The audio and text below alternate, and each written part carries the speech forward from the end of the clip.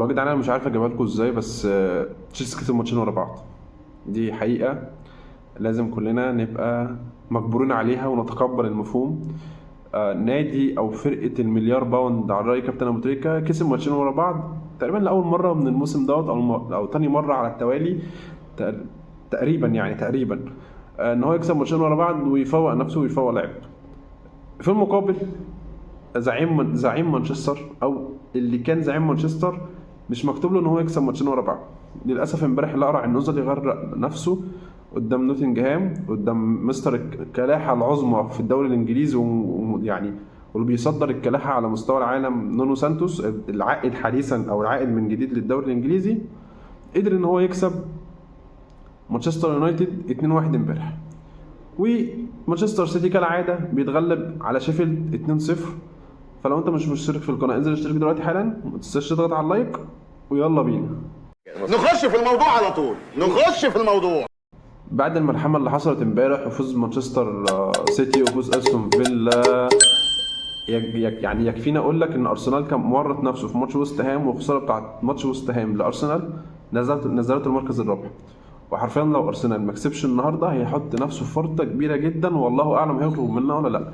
يعني بعد ما كان ارسنال بينافس على الدوري وبيحكها في ليفربول الى حد ما او مانشستر سيتي وكان في المركز الثاني وكان الفرق بينه وبين الاول نقطتين، ارسنال نزل رابع النهارده ولو ما كسبش هيبقى ورطه كبيره جدا. عايز اقول لك ان اقل صفقه في القيمه والصفقه الوحيده اللي ما كانش عليها دوشه كبيره في انتقال من مانشستر سيتي لتشيلسي اللي هو بالمر، هو اللاعب الوحيد اللي فارق مع الفريق لحد وقتنا هذا. هو الفريق اللي تقدر تقول عليه او هو اللاعب اللي تقدر تقول عليه بصمته واضحه جدا مع الفريق ده، بقى ستيرلينج ولا الكلام الفاضي اللي في الفريق ده عليها. يعني انا كنت مستغرب ازاي اللاعب بالامكانيات دي ازاي مانشستر سيتي او ازاي جوارديولا اصلا يفرط فيه. دايما كنت مستغرب ازاي الواد ده لازم يبقى ليه مكان عند جوارديولا، لانه موهبه فعلا موهبه تقيله جدا. فازاي ان جوارديولا يفكر ان هو يسوق بالشكل ده. كمان الكلام اللي كان طلع من الصحافه ان هو كان جوارديولا قاعد معاه اكتر من مره واقنعه ان هو هيبقى بديل كويس، ومع الوقت ان هو كان هياخد ماتشات. بالمر اصر ان هو يلعب بشكل اساسي وان هو عايز ياخد وقت لانه مش شايف نفسه ان هو يستحق يبقى دكه. وفعلا الواد يعني مع الايام ومع مرور الايام الكلام اثبت ده. تعال نشوف بقى ان ازاي جوارديولا يسيب واحد زي دوت لتشيلسي، تمام. وقبلها برده كان بيعاني ان هو ساب جيسوس وزيتشينكو والواد بتاع اوكرانيا دوت زيتشينكو، تمام. وكان بيعاني برده قال لك ان انا مش هسيب اي حد لارسنال تاني. فانت بتصدر مواهب عندك للفرق الخصم او للمنافسين بتوعك في الدوري. انا من رايي ان ده كان بالمر ده كان يلعب اساسي، يلعب على السلاح. انت كده كده دوكو عندك غايب او تمام، جريليتش مش واقف على رجله بشكل كبير، فكان بالمر يساند شويه او كان يبقى بديل كويس لبرناردو سيلفا. مفيش لاعب بيفضل مكمل طول عمره او طول مجريات الموسم وهو اساسي، لازم في ماتشات بيقع، فلازم يبقى البديل قوي. كمان بعد محرز كان لازم جوارديولا يعني اي شكل من الاشكال يصمم او ياكد لبالمر ان هو وجوده اساسي في الفريق معاه. بعد ما محرز مشي حرفيا الواد موهبه. جمال دخل شوط ضربه الجزاء في ماتش 4-4 قدام مانشستر سيتي في اخر دقيقه وما حبش اي حاجه ودخل شوط وسدد والدنيا كانت معاه زي الفل. فحقيقي الحاجه الوحيده او النقطه المضيئه في تشيلسي هو بالمر. استون فيلا اللي انا هعديه كده بسرعه، وان هو بصراحه لحد دلوقتي اوناي امري بياكد على تفوقه في الدوري. لحد الان استون فيلا بيقاوح مع الكبار، بيقاوح وحاطط نفسه في تقريبا هو دلوقتي وصل المركز الثاني او المركز الثالث، هو مانشستر سيتي بنفس عدد النقط. بس اللي يحترم في اوناي امري ان هو بيقاوح. انا جاي ان انا اعمل حاجه السنه دي. استون فيلا مشروع جديد وفريق متوسط، وده اللي بيظهر معاه اوناي امري. كل نجاحات اوناي امري مع الفرق المتوسطه، فياريال، اشبيليه، اي حد. لما راح ارسنال ما عملش نجاحات، لما راح بس باريس سان جيرمان برشلونه عملت اهم رومنتادا في تاريخ كره القدم لما كان اوناي امري ماسك باريس سان جيرمان. فحقيقي عايز تنجح او عايز اي فريق وسط عايز ينجح لازم يجيب اوناي امري، وانا اضمن له النجاح وابصم له بايد العشره على نجاح اوناي امري مع الفريق او مع المشروع. لحد الان ماشيين على رجليهم ثابتين. خسارتهم قدام مانشستر ما تهزتش والماتش اللي بعديه كسبوا، تمام.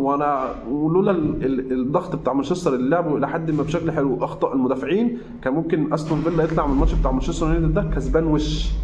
بس ما علينا، رب ضاره النافعه وهم كسبوا والدنيا ماشيه معاهم. نيجي للفرع الثاني بتاع مانشستر ومانشستر سيتي. اقسم بالله انا حاسسها يا جدعان ان هتنطبق مقوله يعني ايه دوري انجليزي، يعني كله يعيش الوهم ومانشستر سيتي يكسب الدوري الانجليزي. والله العظيم 3 حاسسها، مش عارف ليه. يعني امبارح كسبوا 2-0 شيفيلد، تمام وزي الفل، ولسه هالاند قرب يرجع. دي بروين كان موجود امبارح في الملعب وكان بيتمرن، او جوارديولا خلاه يتمرن عشان خد يعني الجماهير ترحب بيه وياخد حساسيه الماتشات، تمام. دوكو بيقرب يرجع. فحرفيا انت مش هتلاقي، او انت في عظمه هتحصل في مانشستر سيتي وفوقان كده هتلاقيها تتخض من وجوده، فهتلاقيه مره واحده مرمي متصدر الدوري. انا عايز اقول حاجه بس، انا معجب برودري ومؤمن برودري ان هو احسن لاعب محارب موجود في العالم في وقتنا هذا، بعيدا عن فالفيردي، بعيدا عن او عن بدري.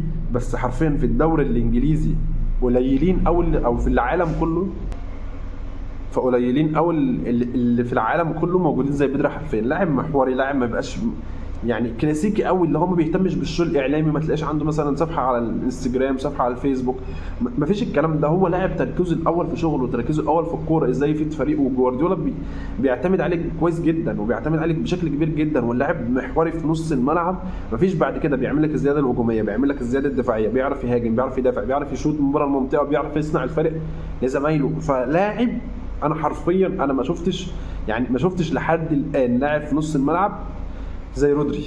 انا مهووس باللاعب دوت. يكفيني اقول لك ان اسباب او سبب خساره مانشستر سيتي نهائي تشامبيونز ليج في 2021، تمام، بالهدف اللي سجله جاي هافرتز كان سبب وجود ان رودري مش موجود في الملعب، وان جوارديولا فضل ان هو يريحه.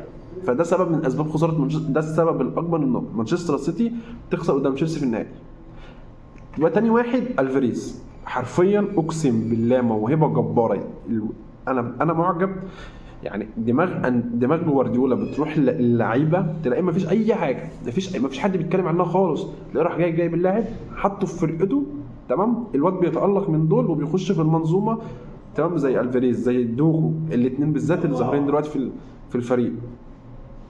اي حد تاني لازم يخش جوه منظومه جوارديولا ينجح، ما عدا كوفازيتش اللي انا مستغرب لحد الان ازاي مش نجح مع جوارديولا. فحرفيا لا، اذا كان رودري او الفريز شايلين الفريق في ظل الاصابات اللي موجوده حاليا او ضربه للفريق، لا، فالاثنين دولت بوم بصراحه. يعني ما فيش زيهم، وما فيش حد عارف يوصل للمستوى اللي الاثنين دولت فيهم. اخر ماتش اتلعب امبارح هو ماتش الاقرع النزهي مانشستر يونايتد، اللي لحد ما او كل ماده مانشستر بيوصل للقاع على ايد تنهاج. ولحد الان عيله الجرايزر، او اما اشوف الراجل الجديد اللي اخذ 25% من حصه النادي، وان بقى المسؤول هو المسؤول الاكبر عن الاداره الرياضيه في النادي، اللي هو السير جيم راتكليف، اللي هو المفروض ان مليونير او ملياردير وكل الكلام الجميل اللي بيتقال عليه، هيعمل ايه؟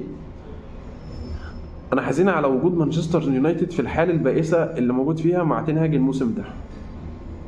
يعني انا ما شفتش من بعد السير مانشستر ما عداش على موسم حلو، بس ما وصلش بالسوء ده اللي وصل له مع تنهاج. حرفيا والله العظيم انا حزين ان انا كنت بحب النادي ده، كنت بحبه، وطالع من عنده اللاعب المفضل بالنسبه لي في العالم اللي هو كريستيانو رونالدو. فقد ايه انا كنت مشدود للنادي ده، قد ايه كنت متعاطف. مش فاهم دماغه فيها ايه، مش فاهم. يعني امبارح في تغيير حصل في الدقيقه 89، طلع وان بيساكا ونزل رجليو. طب امال انت مقعده ليه؟ طيب مقعده ليه طول ونزله ليه في الدقيقه 89؟ هيعمل لك ايه؟ يعني انت قاعد مخمره جنبك، بقى عامل زي الخميره جنبك على الدكه، ورحت جاي منزله لي في اخر الماتش. كده انت حلو، كده انت عسل، كده انت لزوز، كده انت منايل ب 60 نيله. النادي بيغرق، وللاسف مش شايف اي رد فعل من الاداره، مش شايف. انا اعتقد كل اللعيبه اللي هو طلبها كانت جات له، هويلاند، انتوني، كاسيميرو، ماونت اللي معرفش ماونت مات ولا ايه اللي حصل له، بس لحد الان انا مش شايف ماونت، مش عارف ماونت فين. فالحال مع البني ادم ده والحال اللي وصل له مانشستر يونايتد في وجود البني ادم ده ما هو الا خراب للنادي. مش بعيد تلاقي في اخر السيزون ان هو في بقى في الشامبيونشيب او ينزل الدرجه الثانيه. مش بعيد لان هو لحد دلوقتي خسران 9 خسائر، 9 ماتشات هو خسرهم. فانت متخيل مدى البؤس اللي مانشستر يونايتد فيه. فتخيل بقى كميه البؤس ده وصلت ان هم موجودين دلوقتي في المركز السابع، خساره، مفيش لعيبه بتلعب، مشاكل مع اللعيبه، فرض رايه بكل قوه وصرامه، وقلنا ماشي، بس هل في الاخر ده الكلام ده كله بيجدي نفعا؟ اطلاقا يا سيدي، اطلاقا بمعنى كلمه اطلاقا. الحال مع مانشستر وحش. اتمنى ان السنه دي تكمل كده بخيرها وشرها، وان هم حتى ما تاهلوش اي بطوله اوروبيه، تمام، بس ما لهمش في المركز ال 12 ولا ال 13 ولا بينافسوا ان هم اصلا ما يهبطوش، لان هتبقى صدمه كبيره قوي على جماهير مانشستر. ما ينفعش واحد يعني نادي يا جماعه في انجلترا او في العالم بحجم مانشستر ويوصل بيه الحل للدرجه دي، ان هو بينافس على الهبوط ولا معاه المشكله بالشكل ده. والمشكله ان الاداره لا تجدي نفعا، ما بتعملش اي حاجه. يعني نشوف بقى السير اللي اسمه جيم راتكليف دوت هيعمل ايه معاهم، وبيقولوا ان هو معاه فلوس ومليونير ولا ملياردير والدنيا معاه زي الفل. فاتمنى بقى نغير تنهاج، نشوف اي مدير فني محترم شويه عن تنهاج ده، ونشوف لعيبه محترمه، ونشوف دنيا تانية مع مانشستر. لان مش جماهير مانشستر ولا احنا كمشجعين كوره نستحمل نشوف مانشستر في الشكل تاني الا جماهير ليفربول، فالكلام ده على قلبهم زي العسل بصراحه. وصلنا للنهايه ووصلنا لنهايه الفيديو، وده كان فيديو مجمع لماتشات امبارح اللي خلصت كلها. مستني دعمك ليا انك تنزل تشترك حالا في القناه دلوقتي، وبعد ما تشترك ما تنساش تفعل زر الجرس وما تنساش تضغط على اللايك. ان شاء الله تشوفوني في الفيديوهات الجايه وحضراتكم بالف خير. مفيش اي حاجه تانية تتقال غير سلام.